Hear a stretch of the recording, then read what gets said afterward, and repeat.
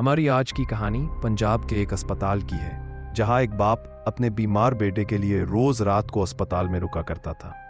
चलिए कहानी शुरू करते हैं। खौफनाक अस्पताल का वाकया।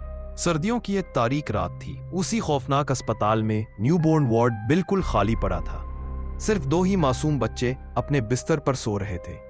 उस रात अमले की कमी थी और अस्पताल के ज्यादातर हिस्से अंधेरे में डूबे हुए थे।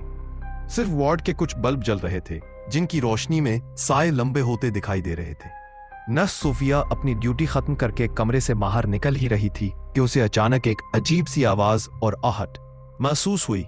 जब उसने पीछे मुड़कर देखा तो उसे लगा जैसे कोई साया पर्दे के पीछे छुप गया हो, लेकिन फिर भी उसे यकीन नहीं आया। उसने सोचा शायद ये उसका वहम होगा। उसे ऐसा महसूस हुआ जैसे कोई उसे देख रहा हो, लेकिन वो दिखाई नहीं दे रहा था। वो डर गई। अल्लाह का नाम लेकर वो बाहर जाने लगी। जैसे ही वो दरवाजे से बाहर निकली तो उसकी मुलाकात डॉक्टर से हुई और वो उनसे बात करने लगी और रिपोर्ट पेश करने लगी। चूंकि वो बच्चों का वार्ड था और अमले की कमी थी, लेकिन बच्चों को अकेला नहीं छोड़ा जा सकता था। सिर्फ 2 ही बच्चे थे, इसलिए एक नर्स काफी थी, और जो रात की ड्यूटी वाली नर्स थी वो आ चुकी थी, इसलिए सोफिया के जाने का वक्त हो चुका था। और जैसे ही सोफिया गई, कोने से एक सफेद लिबास में मलबूस एक पुरसुकून शक्ल नमूदार हुई। कमरे में दाखिल होने से पहले ही डॉक्टर ने यह मंजर अपनी आंखों से देखा।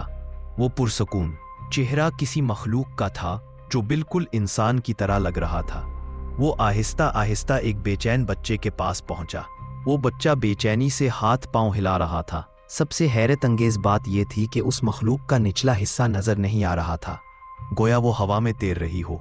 ये सारा मंजर डॉक्टर साहब कमरे में दाखिल होने से पहले शीशे से देख रहे थे, और इस पर वो बहुत खौफजदा हो गए। वो दौड़ते हुए अंदर की तरफ गए, लेकिन तब तक उस मखलूक ने बच्चे को तकरीबन 3-4 इंच बिस्तर से उठा लिया था, और डॉक्टर को देखते ही उस मखलूक ने बच्चे को छोड़ दिया। बच्चा दोबारा बिस्तर पर गिर पड़ा और जोर जोर से रोने लगा।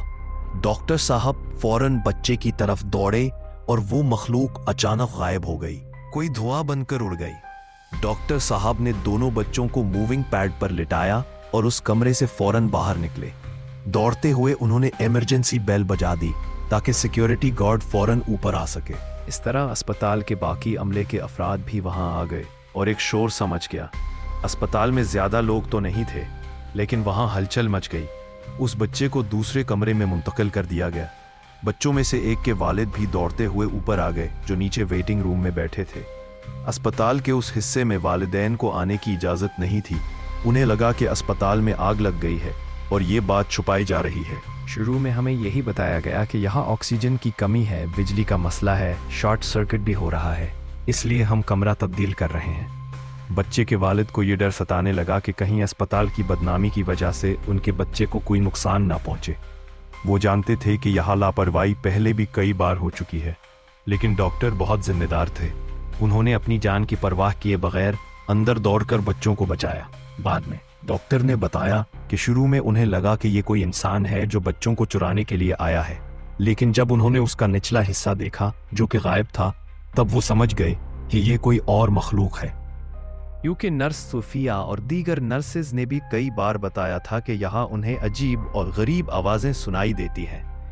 बच्चों को किसी महफूज जगह मुंतकिल करने के बाद 2 दिन में वो बच्चे तो डिस्चार्ज हो गए, लेकिन उस कमरे को मुकम्मल तौर पर बंद कर दिया गया। बच्चे के वालिद को बाद में इंतजामिया की तरफ से असल हकीकत बता दी गई कि उस रात क्या हुआ था। नर्स सोफिया ने भी बताया कि उन्हें भी कई बार अस्पताल में पैरों के निशान नजर आए हैं, और यहाँ तक कि उन्हें अक्सर कैसा लगता था कि कोई उन्हें छुपकर देख रहा हो। कई बार जब वो लेटे लेटे सो जाती तो कोई उन्हें बाजुओं से पकड़कर जगा देता। उस बच्चे की जान तो बच गई। अल्लाह सबके बच्चों को अपनी हिफाजत और अमान में रखे। बहुत शुक्रिया।